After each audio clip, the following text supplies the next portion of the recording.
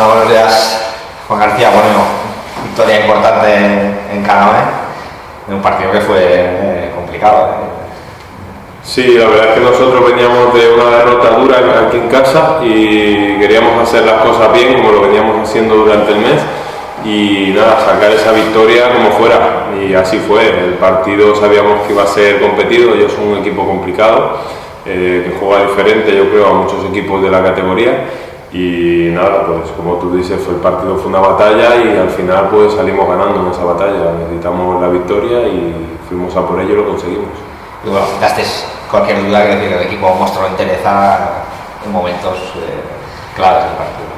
Sí, yo creo que es un partido importante para nosotros a nivel de madurez, para demostrarnos que podemos jugar esos finales, partidos que se complican, en los que vamos ganando todo el partido y al final en el último cuarto ellos se nos van arriba de 4 puntos y conseguimos sacar ahí con carácter y un poco de ganas y de esa ambición de ganar, pues sacar y ponernos por encima y llevarnos el partido.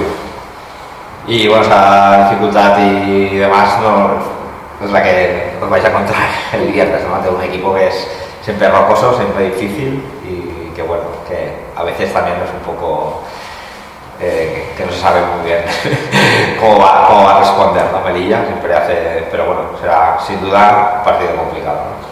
Sí, yo como digo, cada vez en esta liga, cada equipo, como no estés al 100%, te puede ganar, puedes ganar. Nosotros podemos ganar a cualquier equipo, estando al 100% y jugando, saliendo los partidos como tenemos que salir y jugando a lo que queremos jugar. Está claro que Melilla es un equipo fuerte, tiene buenos jugadores y yo creo que es un equipo bueno defensivo, entonces tendremos que hacer las cosas bien para sacar ventajas y luego estar sólidos en nuestra defensa y en nuestro rebote.